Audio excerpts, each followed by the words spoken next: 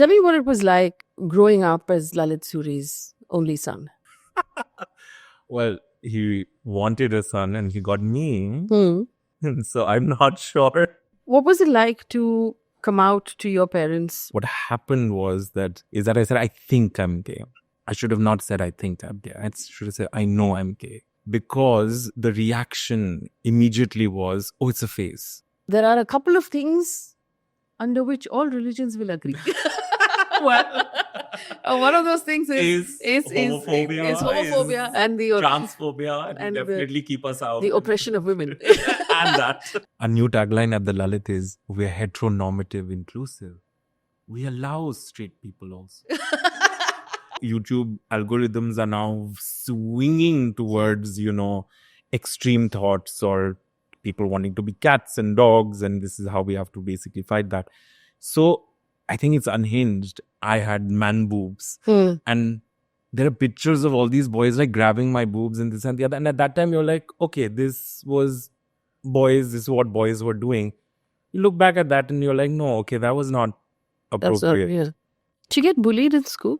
A little bit, yes. Well, in a way, because I had sort of built up this exterior of protection for myself, I didn't at that time think that I was getting bullied. It's now when I look back at it and now I see that, yes, I did actually, and quite badly, in fact. I had a conversation with Akshay Tyagi on your team who heads diversity, and we talked about how you're making room for people with disability inside your hotel. And my question was, how do they get inside? How does someone with a disability travel the roads of Mumbai where they're all dug up? Where would anybody take a wheelchair? So give me the argument for marriage, because I think this is really important to continue to remind people why you need to be legally married. The real crux of that was not the marriage itself. It was the bouquet of rights that came with marriage. Keshav Suri, thank you so much for coming in. Executive Director of the Lalit Suri Hospitality Group. I said it all. And founder of the Keshav Suri Foundation. But for anyone watching right now, a champion of LGBTQI rights in India. Oh, thank you. And, the fight has been long and very fruitful. A lot has been achieved, but there's a lot more to do. And there's so much to talk about, about your childhood and about the work that you're doing right now. But your dad was running the hotel and a member of Parliament, Rajya Sabha. You lost him when you were very young. I was 21. You were 21. Tell me what it was like growing up as Lalit Suri's only son. Well, he wanted a son and he got me.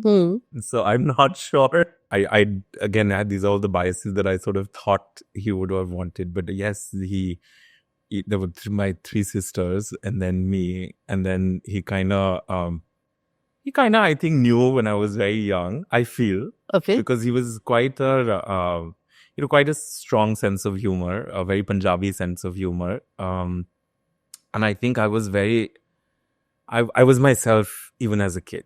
I was very clearly, if you go with the stereotypes of queerness, I was very effeminate. I was always very attracted to, dressing up like my sisters.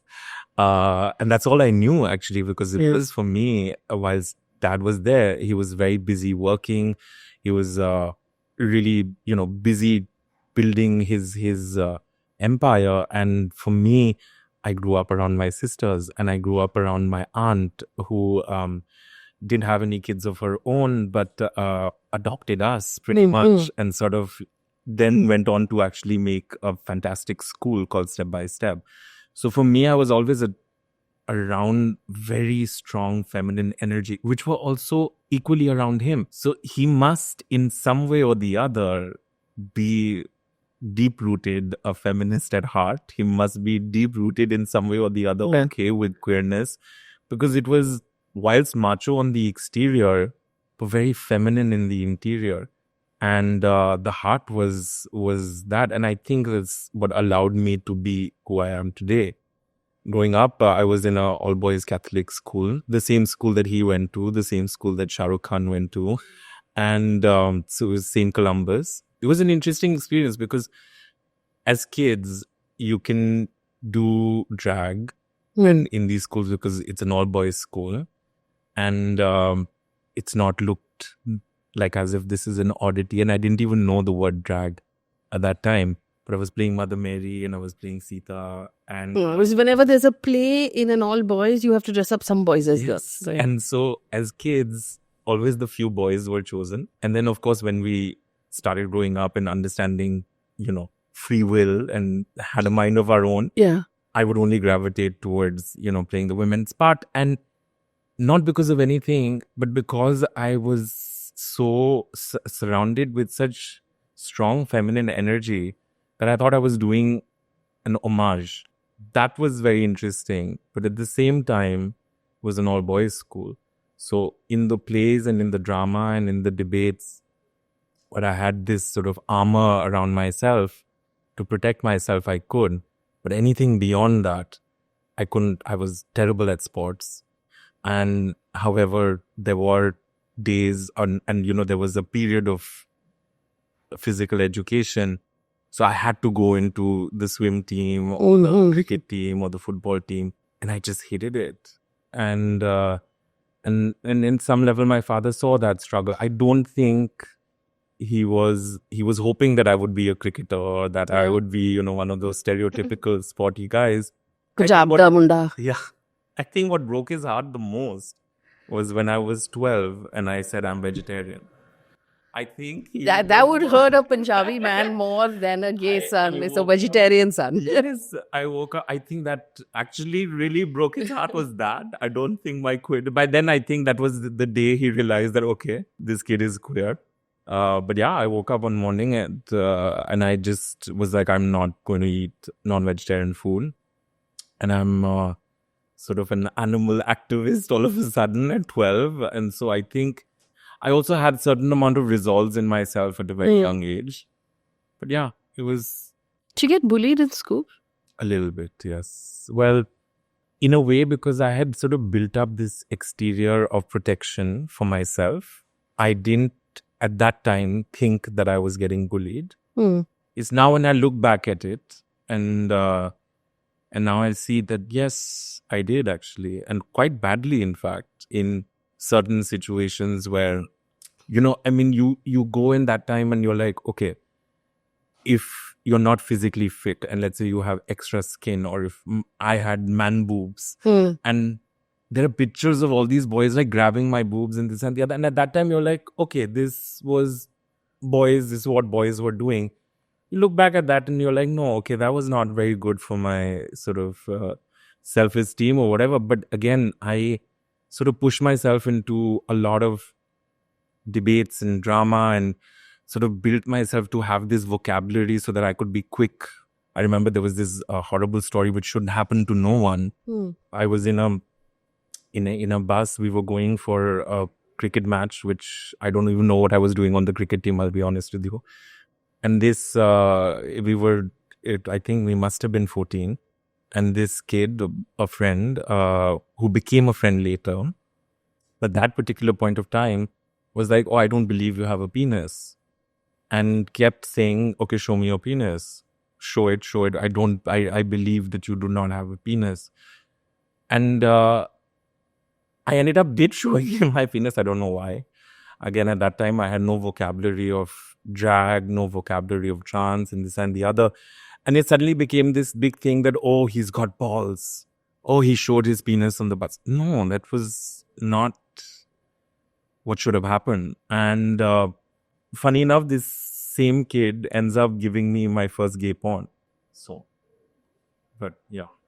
What was it like to come out to your parents? Because parents have perhaps a clue or they sort of know to some extent, but actually sitting down and telling them. Listen, honey, I was gay since the day I was born, I think, right? I was queer from miles away and I still am. And I've always sort of been able to do that. But yes, I did have a conversation with my parents. What happened was that Now, if I go back, I wish I would have not used these words. And this is what I feel that a lot of the kids do that, is that I said, I think I'm gay. I should have not said, I think I'm gay. I should have said, I know I'm gay. And I also should have said, I know I'm queer. And that at that time, again, labels were so myopic. Education was barely any, not that I'm talking about Stone Ages, not that old. But, I mean, we were also victim of our circumstances or what was being fed to us. And so I said those words, and I regret saying I think. I should have not said I think. Because the reaction immediately was, oh, it's a phase. You think. And that is, again, something that it's not their fault. Now I look back at it, now I'm 40. Now I look back at it and I'm like, they also only knew what was being fed to them. And in particular, so they were like, oh, then you think, oh, sometimes you think, oh, you think this, or you think that. And, you're young, you'll get over it. It's a phase. But I don't fault them for that reaction. I kind of fault myself as well for saying, I think. I should have been very clear in my vocabulary as well and said, no, I know. So that was their immediate reaction. Of course, my mom ends up becoming my biggest supporter. And, but when I said this and I had this conversation, a year later, my father passed away. So it wasn't really, I never got that sort of reconciliation moment the way I got with my mom. And the acceptance that I so needed. But his reaction wasn't bad. It wasn't like, I'll kick you out of the house, or it wasn't any of that sort of abuse. It was just, oh, it's a phase. And then it became a joke, like sort of, because he had a wicked sense of humor. So, not a joke in front of everybody, but just between me, him, mom, and my sisters. What sort of joke? A joke like, oh, one day he thinks he's gay, the other day he thinks he's trans. What the kids, they'd say now, right? So he's so sort of fickle-minded, basically. It was more that.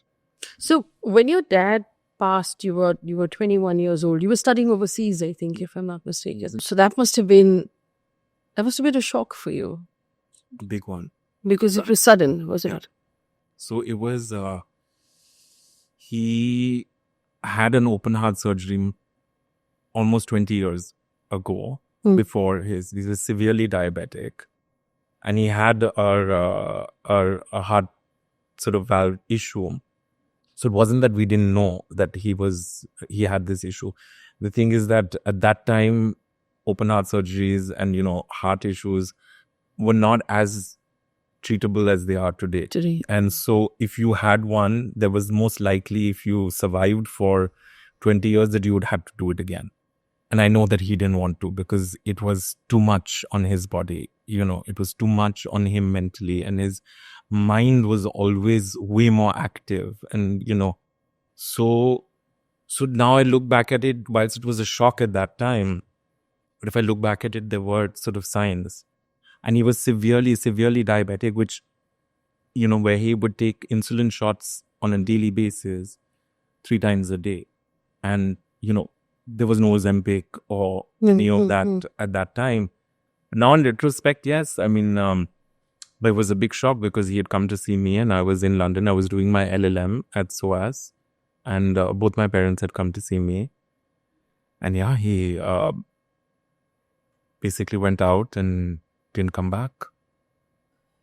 But that was, and it wasn't just the reconciliation of the fact that he had gone and never come back, but it was also the whole process of going to the hospital in London. Again, I was a student there, but it's still a foreign land. Yes, everybody spoke English, but their processes, then, an autopsy, then, getting the body out, then flying the body back. And then coming here and seeing a sea on a wave of grieving faces at the tarmac, pretty much.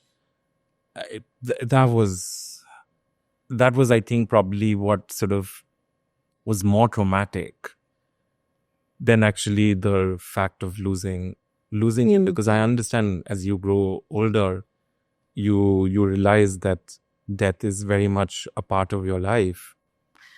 I know that, your mom took over the business at that time, and it was a roaring business. Your dad had a lot going on.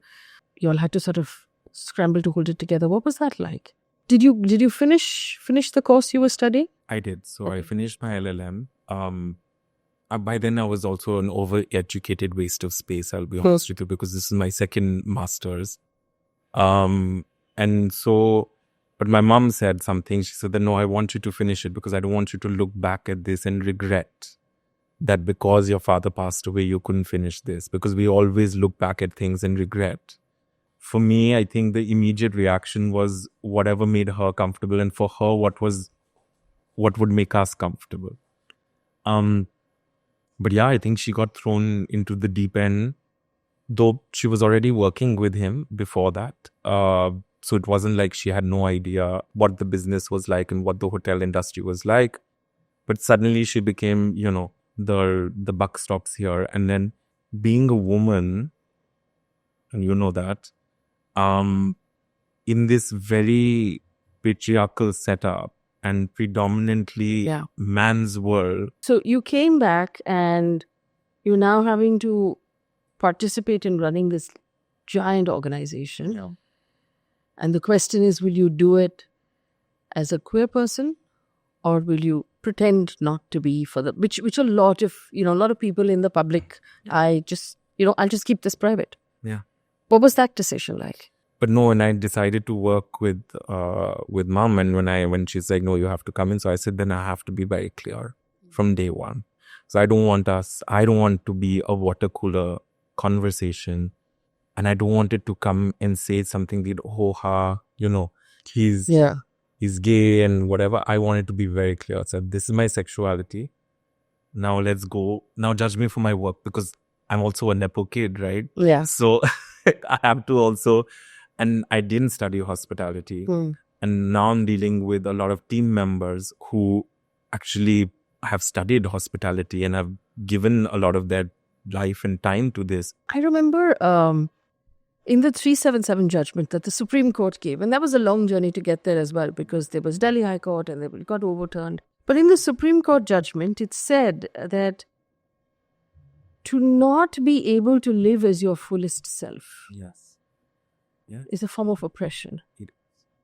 And that really, in that giant judgment, that sentence really struck me, because it was such a beautiful judgment. Even to have to constantly hide a portion of yourself is a form of oppression. It's so beautiful, because we are all constantly hiding some portion of ourselves. Yeah.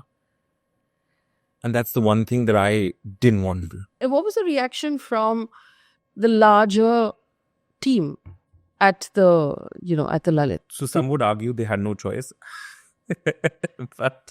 And that's the right and correct argument.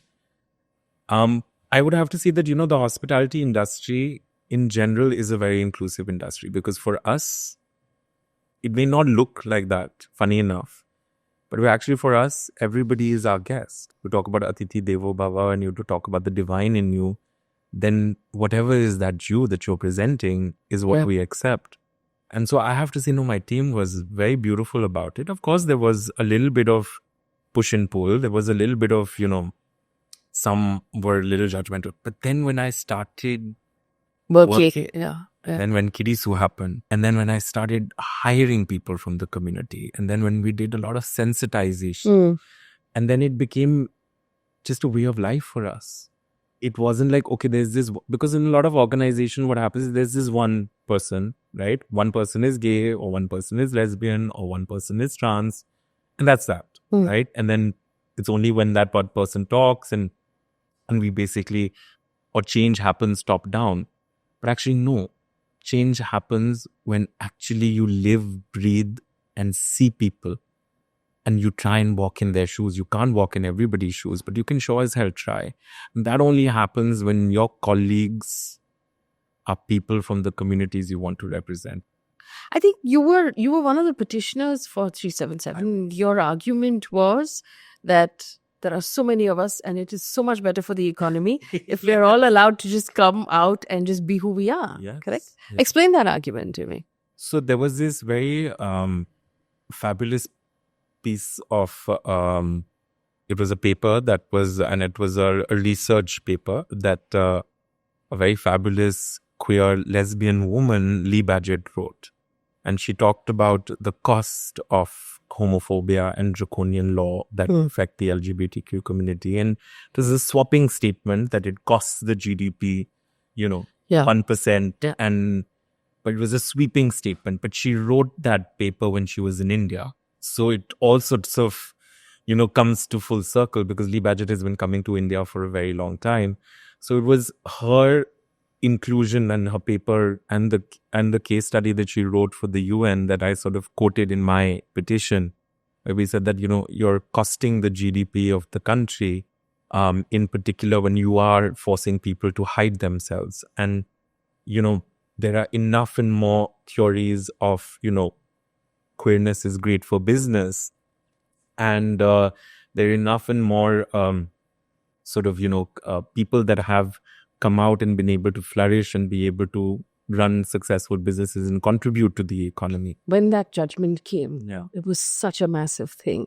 And it was a fight that took, 20 years? 20 years. Anjali put the, Naz Foundation. Naz Foundation, was the first petition to happen. And she did that, I think, in 2001. She started in 1999. It was something that all of the activists at that time suddenly felt when it happened that we got this freedom to breathe, freedom to be able to not invisibilize ourselves anymore. Because, and then the entire community to be able to be visible. Again, checking my privilege, what happens, and we've discussed this before, sometimes some part of the community get more attention and get more sort of visibility. But here was a judgment that spelt out queerness. So many people and so many kids came out. And so the judgment, I remember, allowed for everyone to start openly then planning. Yes. Because people in workspaces could come out and be gay, be themselves, not have to hide it, not have to pretend to be something else. Organizations like yours could start saying, hey, we're going to make room here for people who can be themselves. And it's we did it before the judgment. Yes. But yes, and people and fabulous people like you came on board and you actually launched my foundation.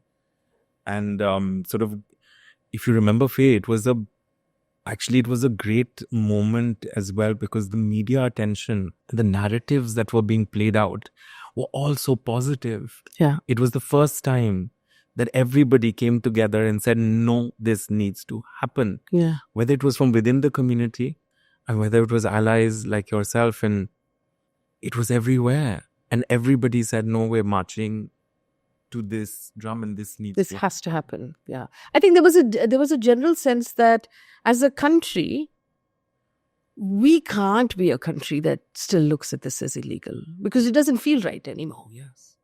I mean, to the general population. And I think that because the Supreme Court did what it did, it allowed for a lot of people to change the way they think. Yeah. It's a massive change for, young people to come out to their parents, to, live the way they live, to work, to just be themselves. And that's a very powerful thing. But you're also, I know now, you were part of the marriage petition. And we did some work there as well. But the overwhelming argument from the general population, but abhi ho gaya na? Now, why can't you guys just live quietly? And what is the need to formally be married and to change everybody's the Hindu Marriage Act, the Christian Marriage Act, what I love about it is there are a couple of things under which all religions will agree. One of those things is homophobia and the transphobia, and definitely keep us out. The oppression of women. And that. And the oppression of women is where all religious men will find common ground. Yes, suddenly they're all best friends, honey. They're filing joint petition. Yes. Yeah. Suddenly sworn enemies come closer. But no, So give me the argument for marriage. I think this is really important to continue to remind people why you need to be legally married. With marriage, I know it looks like as if it's again a very upper caste, sort of privileged, big fat wedding only for a handful of people. Actually, the real crux of that was not the marriage itself. It was the bouquet of rights that came with marriage. And that beautifully, Menaka Guruswami said that, and multiple times, in fact, and said that it is because of that certificate of marriage, you end up getting so many things like joint bank accounts, like inheritance, like, to be able to be able to take decisions for your partner when they can't take decisions for themselves. That came out of the whole pandemic, when we suddenly realized that, we are only decriminalized, but we're not equal citizens. And suddenly a lot of the community was forced back into homes because they were blood relatives, where they could not be able to be themselves. Yeah. So many, passed away by suicide. So many people had such massive abuse issues and trauma issues that we're still not speaking about. So one of the things that came out of that was a bunch of petitions where they were like, okay, no, this is my partner and I need legal recognition. A few of them were also petitioners who were living abroad and could not come back to India because they had no right to with their partner because their marriage was not legalized here. So I think a lot of this came from those conversations, but it's sort of that, I guess, maybe did not reach the overarching message. But the Supreme Court basically said that, we can't change all of these personal laws, but let's look at making some of these things more equal. Exactly. Has there enough been done since then? I know a couple of banks have announced a couple of things. Yes. But is that enough? So, no, actually, the Supreme Court also directed the government to set up a cabinet committee. And therefore, a cabinet committee has had certain amount of interactions. What's coming out of that report, we don't know yet. But corporates, yes, have actually taken some leaps and actually done, you're right, Axis Bank was one of them that also came up with joint bank accounts. I think, what we need to really do is we need to build consensus within the community first. And I think that's what I'm doing right now with illegal and with certain public policy think tanks, where we're doing a lot of community consultations and then presenting it back to this cabinet committee fully with the hope that first understand that there are various intersections between the LGBTQI plus community and in particular India being very on paper trans progressive. Yes. And you have the Nalsa judgment and you have the transgender protection bill. So that is T, a part of the LGB. So can you at least, if you don't want to do marriage because you can't insert a law, and I guess the onus is back on us now as a community to convince 1.4 billion people that our lives matter. And we have to, I think it was a big push, this judgment also to tell us that, okay, maybe we have to really engage more with civil society. And we have to really engage more with the legislature and other arms that make a thriving democracy. And maybe we haven't done enough and we need to do that. Was it, I kept asking at this point why there was no loophole within just the Special Marriage Act. That was brought up in the first round of arguments. In fact, they were like, we'll put it, or whatever this will be, it will be in the Special Marriage Act. But I guess now the onus is on us, and therefore community consultations are exceedingly important. And for us to be able to pick out any sort of windows.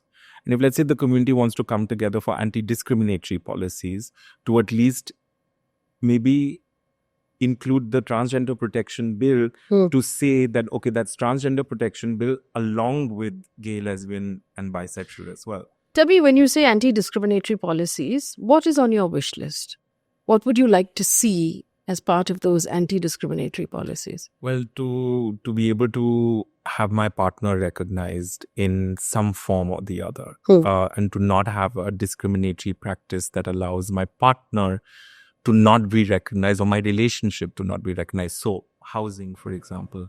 Now, again, you can always come back and say, listen, what do you you're a You have so many privileged houses. Nepo baby. You're a privileged Nepo What part baby. of your What are millions are stopping you from what are buying you houses? talking about? Yes. But no, but I mean, housing is a big concern for the queer community, to be able to establish that I'm not living with my cousin or with my This is my roommate. roommate. That I need to be, this Yeah. is my partner. Yeah. And therefore, this is going to be my, established relationship, to not, again, when we talk about inheritance, because I discussed about death and, death being a very big part of life. But what happens if one of us goes? What happens? Can I will my partner? Can we be able to make sure that that is, seen in the court of law? Insurance, health insurance, Mediclaim, all of these to be able to include us and not exclude us. To be next of kin in a hospital. Next of kin in a hospital, yes. To be able to take decisions. And then old age homes, and to have shelters. There's so many shelters in India. Just include also queerness in them. If you don't want to make a segregated and separate shelter, especially for the kids, especially for old age home, especially for things. So these are what I'm personally looking at. I remember also the argument for marriage was there is social sanction once a couple is married. Yeah. Which is that your neighbors treat you differently. Your colleagues treat you differently. They treat your spouse differently, because now this is a sanctioned relationship. And I've always felt, in India at least, that you could be grown up and, you buy your car, you buy your house. These are all signs of adulthood. But it's only when you're married do people start to take you seriously. It's called settling down. Like, when you're settling down, find you a good partner. Find a good partner. Yeah. It's very inherent in our It's culture. very inherent in our culture that marriage is wedded. Yeah. And so therefore that itself goes to show why it's important then for us to have that recognition of marriage, so that we can go back to the auntie and say, हाँ मिल गया. You married overseas because it was legal for you to marry overseas, but in France it is a marriage that is not recognized in India. No. So my husband's French, and he and I got married, and we did it post the decriminalization. One of the reasons why I filed the petition was him, because there was a big push and pull between us as to where should we live. And even though, my mom was accepting, the business was accepting, the people were accepting, but there was still this ward of 377. And he said that, but, how can you be so selfish to want to live here with me? Let's live in France. And then I kept giving him the pros of the life that we've got in India and the kind of a life that we built in India. And then he said, but what have you done about it, right? You're talking so much about this world that you've created at the Lalit and Kirisu, and you're talking so much about how it's safe there. But have you seen, is that really all you're seeing? Because the larger country, the larger perspective, there's 1.4 billion people. Are you saying that you've done something about it? And I think I took that very personally. And so we decided that after the decriminalization, however it would have gone, good, bad or ugly, we would have gotten married. But yes, he's French, and he lives here, but he's still on our business visa. He's not recognized he can't be as my spousal visa because he's not a spouse. He's not a spouse, and I am on a spousal visa though in France, but him not here. And I had to fight with my insurance people, life insurance. So my life insurance was on my mom's name. I didn't know this. I got to know this, of course, whilst we were doing the paperwork when we were getting married. Supposedly, if you don't nominate somebody, this automatically goes to your either to your wife or your mother. Yes. And so I went back to my insurance company and said, no, I'm married to my husband and it has to be my husband. And they were fighting, just like how even my Mediclaim insurance to cover my team's next of kin and to say that they're my partners. I was fighting, and I of course went and told them, listen, if you don't do this for my team, I'll take my insurance elsewhere. And they'll be like, where elsewhere? They're like, tough, honey. And then even with the life insurance, they were like, really? Yeah. And I was like, but what worked with them was I showed them our marriage certificate of Paris. And that somehow worked with my life insurance. And they said, okay, yes, okay, fine. And therefore now Cyril's on my life insurance. No, that's not here. The reality of most of us. Yeah.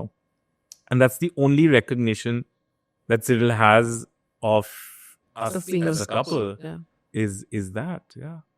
And you keep saying that, there are intersections within the community. And while I've covered the movement for many years, there's always been a complaint that the gay men take up all the space and have all the voice, whereas the women, the trans men, don't have as much voice. The intersection between the transgender community and the Dalit community, for example, there's a lot of violence there. There's, it's almost invisible from law and order. Okay. There's no protection. They have to actually just look after themselves because no one in the community would speak for them. Why is that happening? And why hasn't the community managed to hold on to the bonds of 377 or that singular voice of 377? And this is why I keep going back to the community consultations. And Yes. This is why I think it's important for us to constantly engage and to also constantly make sure that there are enough and more voices within the intersections of the community to be able to voice what they feel. And it's true, I'm not going to argue this fact that, sometimes the gay men, and I fall in that same trap, sort of end up hogging the attention, or sometimes media also just looks at, who is going to be able to get them the headlines, over and above how thriving and multi cultural and our community is. So I think what we did, at least very clearly at KSF, is that we need to make sure that there is adequate representation. And then there is this whole debate on meritocracy, representation. Do they even have enough tools? And then the further marginalization within the marginalized. And therefore it is on us, the privileged, the ones who are hogging the attention, to make sure that everybody within the community has those tools to be able to sit in front of a fabulous Faye and to be able to voice their lives and their life stories. It's very important for us to be able to say that our community is not monolithic. Yeah. There are so many vibrant sub-communities within the community. And this sort of segues very well into the Pride Fund that we're doing.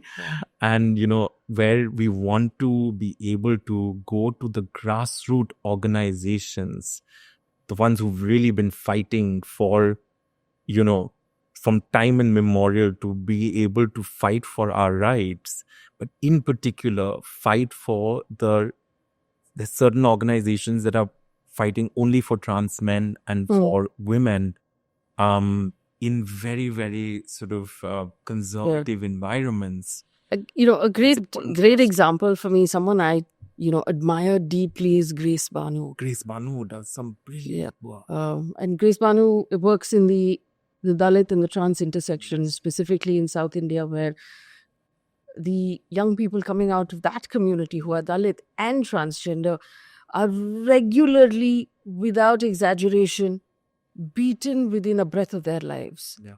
And no one in the police will do anything about it, if not make it worse. No one in community will take care and love these people. And Grace has been a voice in the desert for so long. I love Grace. Yeah. And the horizontal reservation that they're also fighting for the trans community. It's really, I'm in awe. Yeah. And we need more Graces. We need more Graces. So tell me about the fund that you're launching. Yeah. What will this fund do? So this is India's first, and we love saying India's first LGBTQ philanthropic fund. And in particular, the purpose of this is to scale up the efforts of a lot of grassroots organizations that have been doing a lot of the work that we're just discussing, in particular for the marginalized within the marginalized. and to be able to bring them into the forefront and to be able to get them funding to scale up their efforts, so that tomorrow we have enough lesbian and enough queer Dalit people and enough trans people to be able to say that, listen, we're a community that has come together, that is fighting for a similar cause. Imagine if all of these, whether it's the feminist movement, whether it is the Dalit movement, all of them all of us got together and said that, listen, no queer person in this community is left behind. How powerful that would be. And so the fund is to basically bring to life a lot of the grassroots organizations that have been doing this for a very long time, but to also give them a very specific purpose of scaling up their efforts. It's a very small fund for now, to be really honest. How much? 2 CR is what we have raised. We had wanted to raise 5. We'll get there. For now, it's just PSF, Godrej, and Radhika Piramal. And Dasra. I have for the first time and I'm sure you know Dasra. Dasra does a lot of work in the NGO world. And so for their first time that they've done a fund that is just for LGBTQ philanthropy and philanthropists. And now with the world sort of pulling back on, LGBTQ DEI funding as well. I think it's important for us in India to show the way. So there is a report that we're launching tomorrow, and that report has a lot of eye-opening statements, which specifically says that only 1% of the global LGBTQI funding goes to India. So that's barely 1%. And within India, the top 50 donors or philanthropists that Dasra has connects with, only 2 listed them as priority, any LGBTQ efforts as priority. So depressing, I know, but also an opportunity. And we want to show this as an opportunity because we don't want to be the usual suspects, right? KSF is doing a lot. Godrej does so much. And Radhika herself, being a queer business. There were only 2 openly queer, business leaders, Radhika and me, right? For the longest time. And so the usual suspects, but now I want all the unusual suspects to come on board with. So you've launched a fund that will support or will fund NGOs on the ground who are serving the LGBTQI communities. Yes. So it's not necessary that the founder be a member of the community, as long as the service is reaching the community. Yes. So what we also found in the research that, less than 50% of the NGOs have actually openly queer founders, and which maybe they're not, it's their proclamation. So yes, but we needed to be serving the LGBTQIA community and only. There were 80 NGOs that were, where there was a proper conversation. There were RFPs also sent out, and so we then came down to 8. So for now, we're going to be funding out of the 80s that were researched. There was a jury that was set up, and in that jury, there was Dr. Aksa. And if anybody can Google her, a fabulous person. And so she was a part of our jury. And so we brought it down to 8 who basically were able to convince us that this is going to go, however little it may be for now, is going to be, properly used for the next 3 years with a very strong specific purpose. And you should really see the RFPs whenever the report is launched. Tell me about Kitty Sue. What so the sort of drag performance arena almost didn't exist in India at all until Kitty Sue. Is that correct? Oh wow! Thanks for that, Faye. I don't know if everybody will agree with that.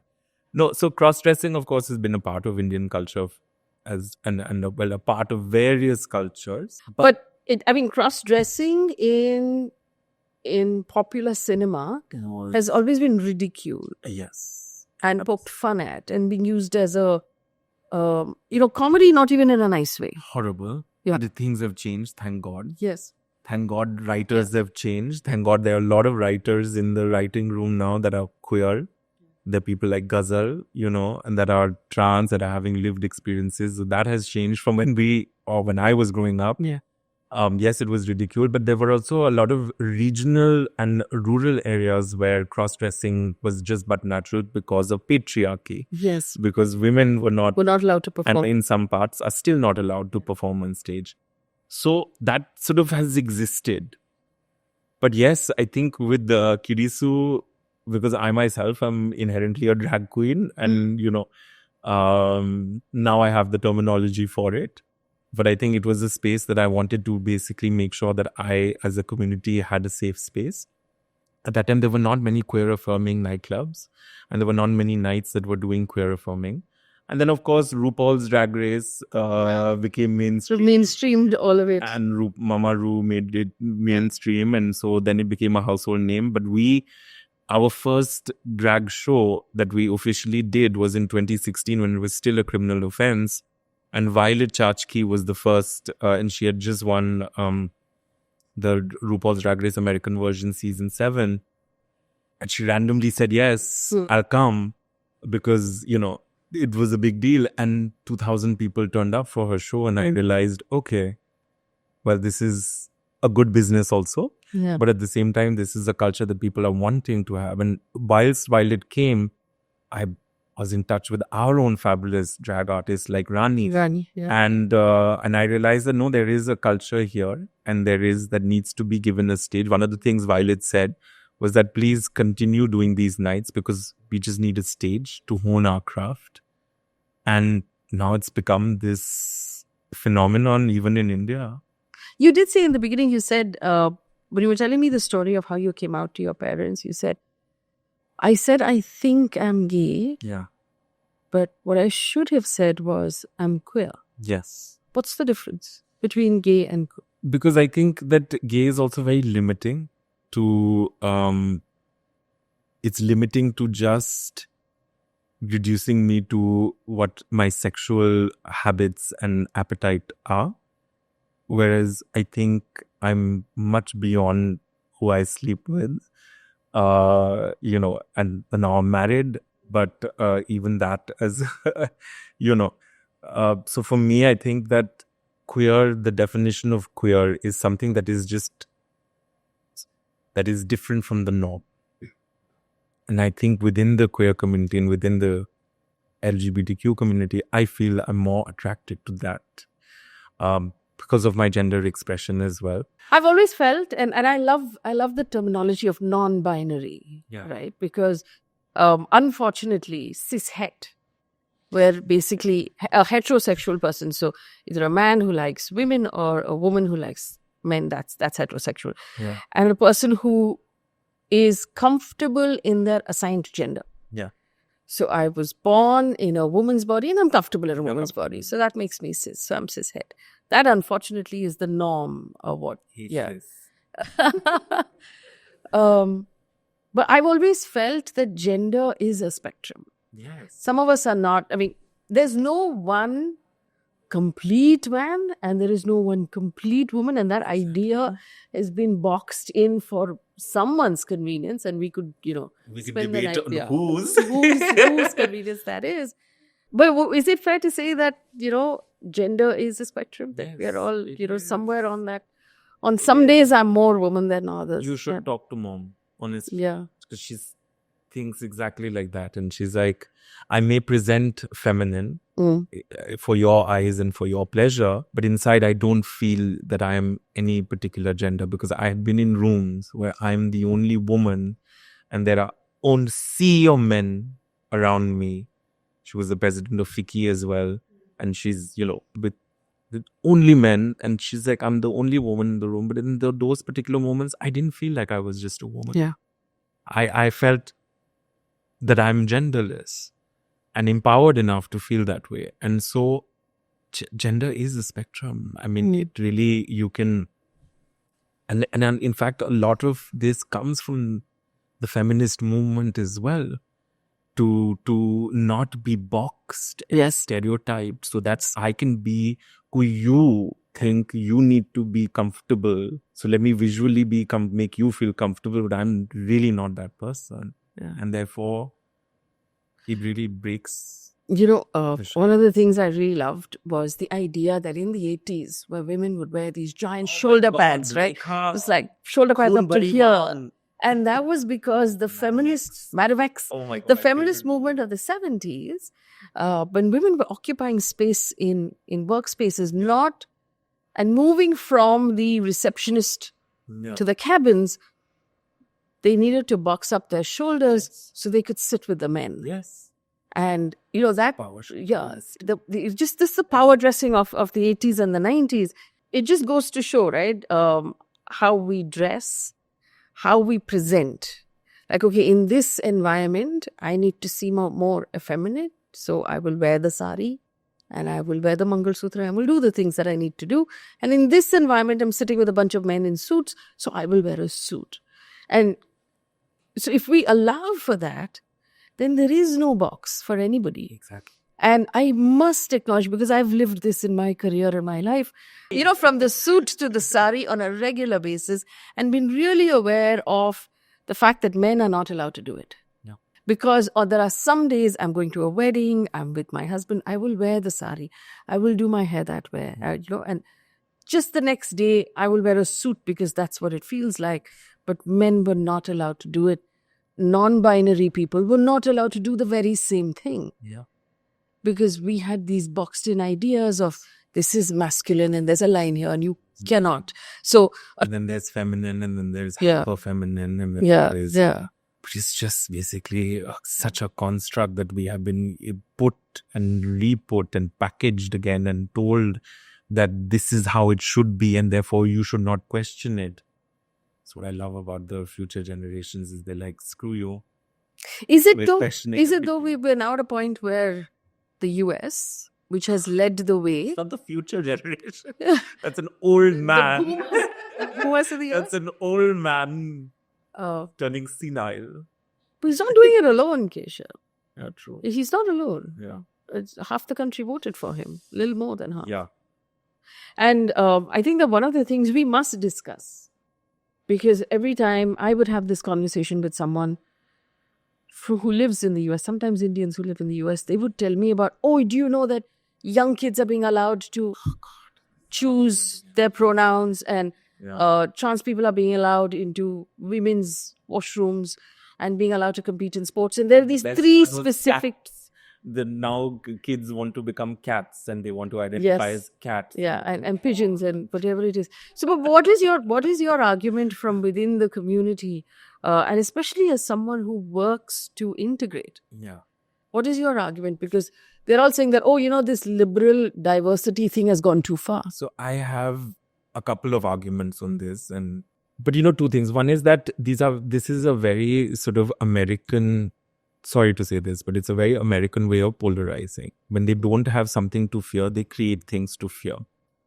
A lot of this was already starting when the Democrats came in power. A lot of the Republicans and a lot of this propaganda went to go and say that, my child went to school yesterday and then came the next day as a man, like as if transitions happen like this. And as if, suddenly we've gone into and done all the gender reassignment surgeries and people, and that they're being conditioned and this woke mind by this. But it goes back to control. It goes back to let's build in fear, because in that, I'm sorry, the way Americans work, it's either one or the other. There's no intermediary. There's no middle ground. There's no gray. There's no nuance. So when you have the president turning around and saying, we only accept two genders, but then we in India, who have accepted for years that there are more than two genders, even on paper, we have that. So for us, that is a very historic society, technically, which has been there for eons. We understand. Same like the indigenous population in the United States and Canada have two-spirit people. So really historic populations understand that.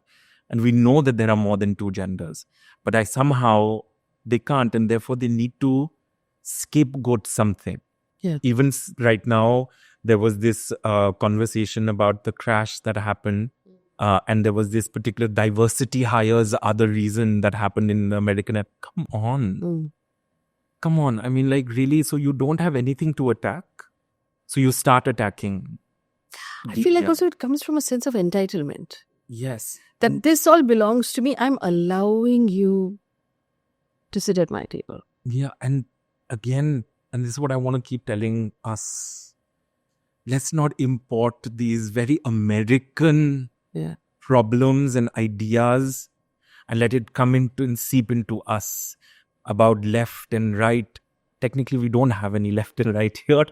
And this whole thing about woke and non-woke and all of that. No, we are in exceedingly diverse, we have our sets of problems, and there is a big gap between the privileged and the not privileged, but we still have on paper very, very secular, very, very diverse, very inclusive, very affirmative action kind of law and a constitution, and also leaders that firmly believe. So let this not seep in, because they are doing something that only they can understand, and they want to create that sense of fear. For us, it's not a part of our DNA. And so this is what my take on it. Of course, a lot of those things that somebody wanting to identify as a cat or somebody wanting to identify as, they were all debunked. Yeah, they were all debunked. There was no university where there was cat litter. What they were, I think, confusing people was with the conventions that they do in the United States. So there is a furry community that dresses up as anime characters or whatever. For me, the biggest defunk was, and I did this, my team and I did this, where we actually looked up what is the history of crime or assault against women committed by transgender people.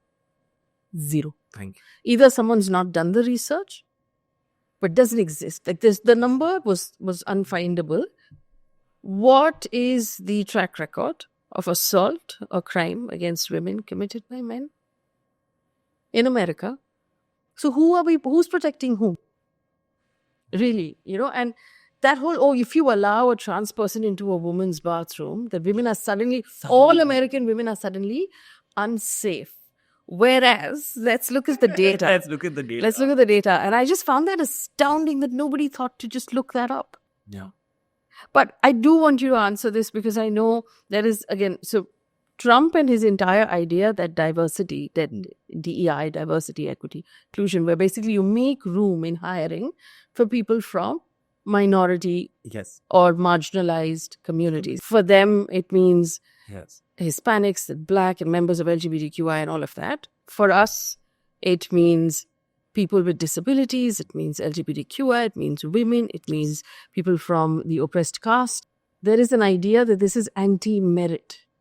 Effectively, in India, a lot of people will argue reservation is anti-merit because there are only so many jobs, and someone who really merits that position will not get it. Mm-hmm. What is your response to that? So my response to that, controversial or not, who's asking this question? Is that person that is asking this question, or the person that is bringing this fact on that it's not merit? I want to ask, what's their background? Are they predominantly white men, bringing this constantly up? Are they from a community that has been marginalized? So I want to get to that. Why the person, or what is this point? For me, I think the biggest thing for us is that no, a lot of these jobs are not reservations. They are actually people who've gone and had that extra tool to be able to sit in front of the HR person or to sit in front of that thing to get the job, but still done the hard work. You do the whole thing on DEI and the ladders, and you see that people at different heights when they're climbing a wall. How do you get everybody to climb the wall together? It's you give some people a stool and some people don't need that stool. So predominantly caste, religion, marginalization has left people behind. Yeah. It is on us to bring those people together. If you're going to talk about economic inclusion for everybody, or you're saying it's economic inclusion for a handful of people, then fine. I agree.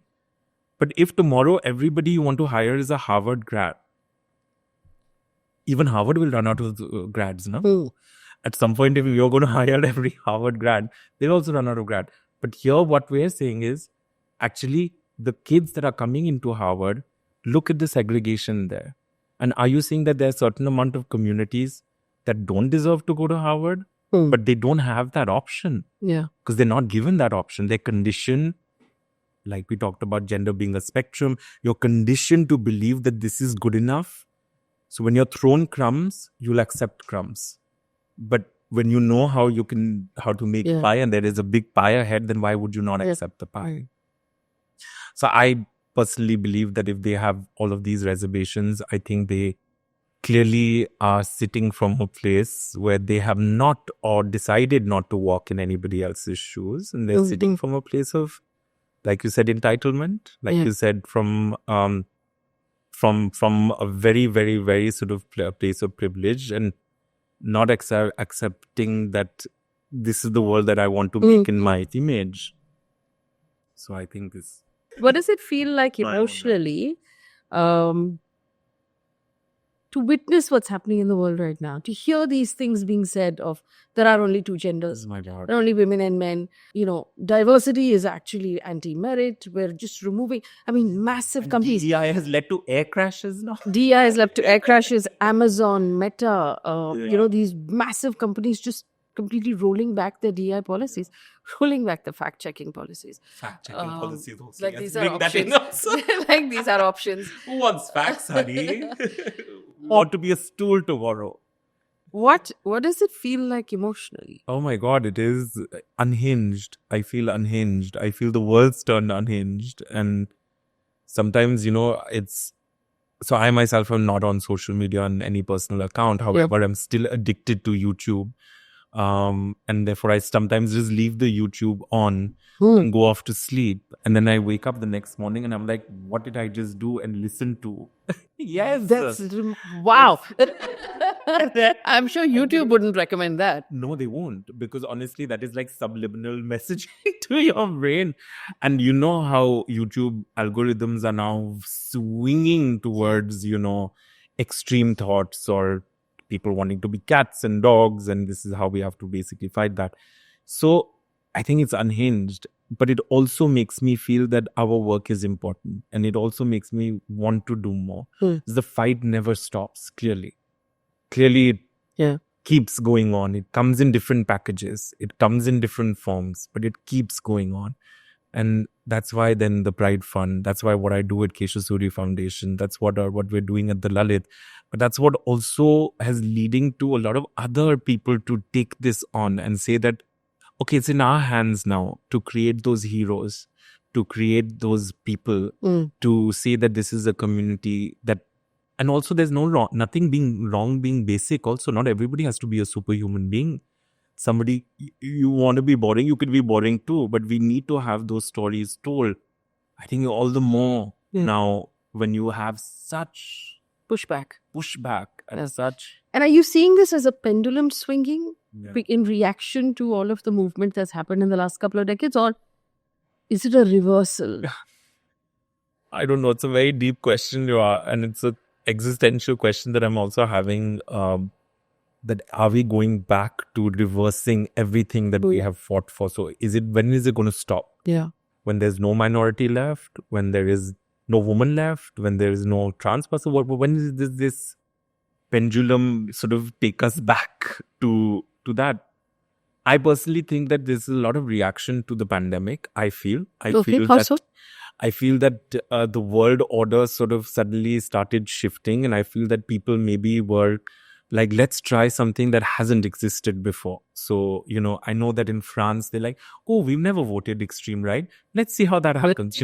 Suddenly I think, I don't know, it got people time. I don't know if it just pushed people. I don't know, people sort of lost so many lives, saw the world actually ending. Sometimes I feel that we all sort of ended in the pandemic and now we're living in hell. So my theory on the pandemic was in the first wave, at least in India, what I witnessed in the first wave, there was a lot of let's all band together as a community, help each other out, right? Let's look after our neighbors. Let's cook for each other. Let's drop off food to each other's houses. By wave 3, everyone had been through so much that every single family, every single individual became protectionist and said, hey, these are my people. Yep. These 4 guys, Yeah. This is my spouse, these are my kids, these are my parents, these are my people. Everybody else can go to hell. Can go ahead, yes. I'm not responsible for society. I'm not responsible for the world. I'm not responsible for the environment. I'm looking after these 4 people. These are my people. I'm not going to be held responsible for everybody else. And I think that there's been an abandonment of the greater good as a result. So the best and the worst in people at that time. And therefore, I think this is a reaction to that. And I therefore think this is temporary. And I feel that no, we'll get back to some setting. We have to have hope, you know. So I spend a lot of time on social media, which is sort of a professional hazard for me. And there's a lot of this American talk about trad wives. Yeah. The traditional wife who's gone back to making things from scratch and looking after. And there's a lot of, there's propaganda has made women believe that serving their husbands and caring for their children is a bad thing. And, I'm just like, oh God, where do I start? They said, by the way, there's expose on those trad wives also. Yeah. That they are not They're not technically trad wives. That they're the opposite of. So, and I keep telling people that it's about choice. Yeah. All of the rights movements that we fought, that we continue to fight, is about choice. Feminism is about having the choice to say, I'm going to work or I'm going to stay home. I'm going to have children or I'm not going to have children. I'm going to marry, I'm not going to marry. I'm going to marry, have children and still go back to work. Whatever that choice is, it's your choice. So the LGBTQI rights movement is about choice. To be who you want to be or to not be who you really are. And that be entirely left up to you and not be oppressed upon you. The caste right movement is about choice. It's about, I should be able to choose who I want to be, and you cannot tell me that this is who I should be. Born in a certain caste, yeah. Do not limit me to only those options because, yeah. And so this idea that, oh my God, this woke is bad for business and it's gone too far. And I don't understand how a movement that allows human beings choice can be something that goes too far. Exactly. A new tagline at the Lalit is, we're heteronormative inclusive. We allow straight people also. They're good for business. Straight people are good for business. We allow straight people. Yeah. We need their money. Yeah. We're inclusive. But if we have a choice, we'll hire queer. That's wonderful. Describe for me the India of your dreams. For me, it would be, and I know these words sound like hot topic words, but a truly inclusive nation. A nation where I will be able to be genderless, stereotype gone, to not be able to battle on a daily basis just my survival. And that also includes the quality of air and the quality of water, and to be able to say that I not battling on a daily basis to survive.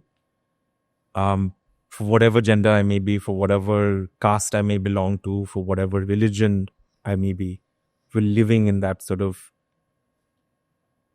out of shackles, and more importantly, in a harmonious way, where we allow each other to be.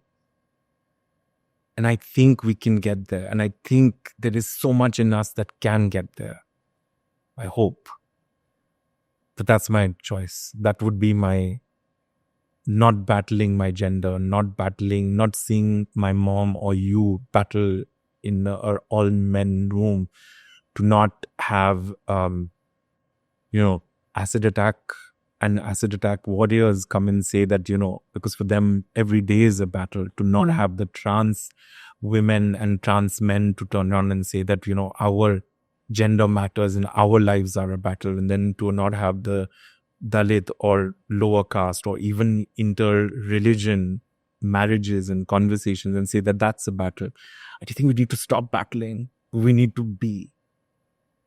And I hope that one day we're... Well, you mentioned air quality. Utopia. So as someone who runs a very large hospitality business in India, what does air quality cost you in business? And I think that No, it's a good point. It's a very good point, and you're right. Delhi, And these are facts, and please check them. But a number of international tourists have only this year gone back to pre-pandemic numbers, which was not good enough in any case. There were barely 5 million tourists in a year coming into India. And if you did a survey, and a lot of that would be that if, let's say, we want to come and see Agra or we want to go and see Taj Mahal, we have to fly into Delhi. And a big barrier is the air quality of Delhi. Everybody in the world is talking about the air quality of Delhi. And so it is hampering. It is hampering, that is international tourists.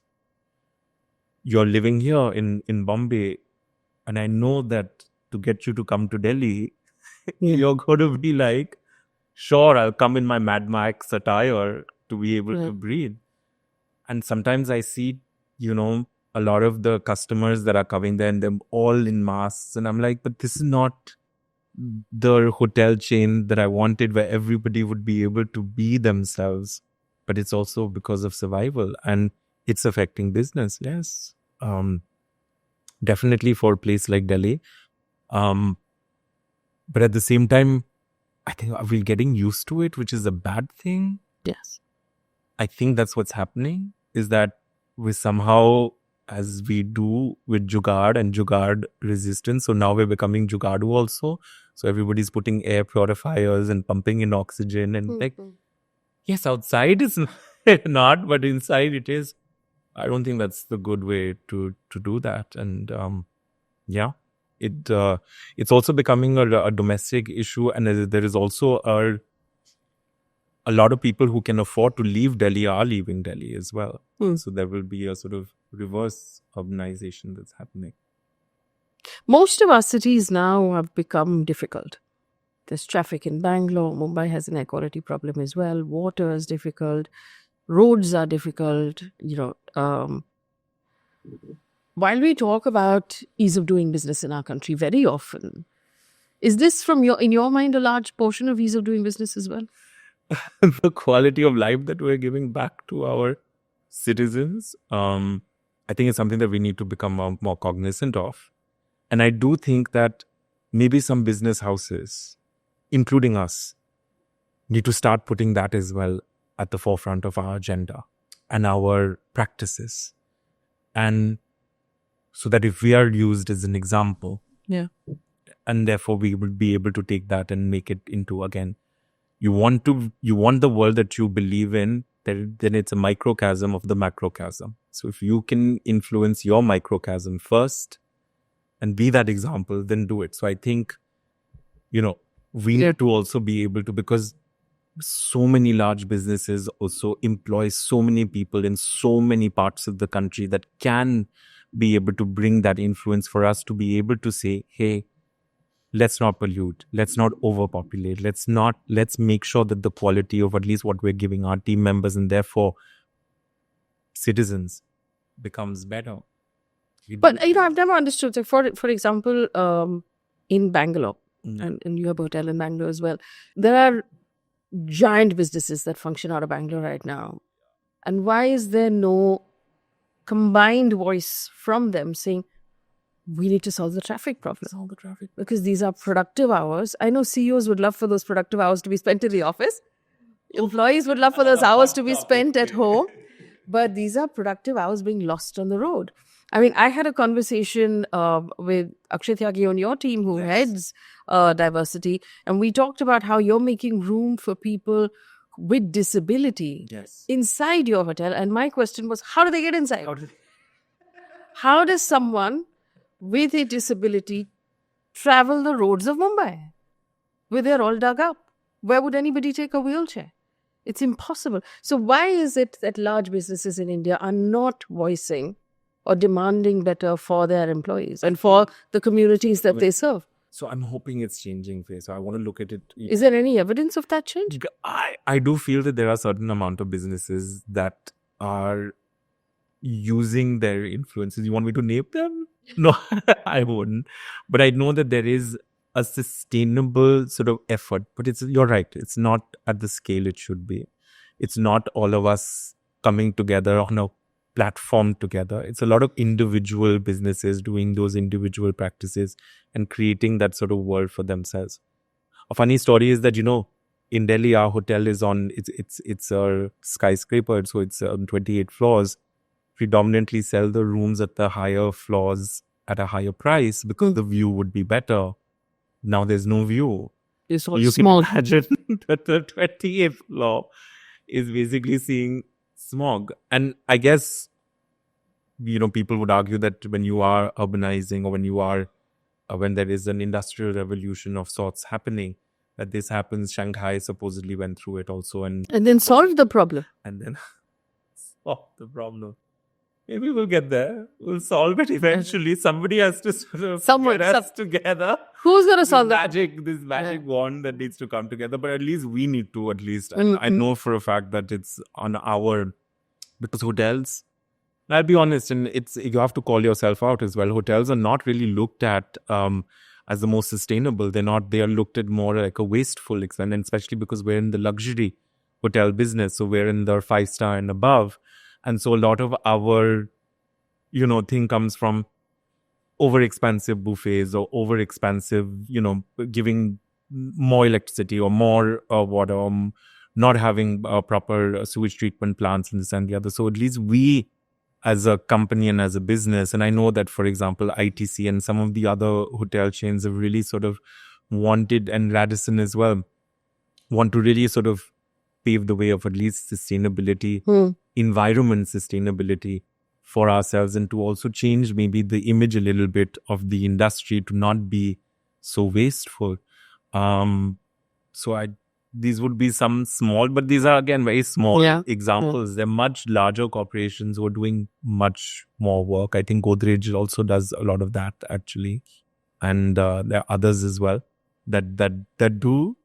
Do they talk about it enough? I don't know. And if that change has reached the level that you wanted to reach, it will get there. Dr. Manmohan Singh had once said, in the long run, we're all dead.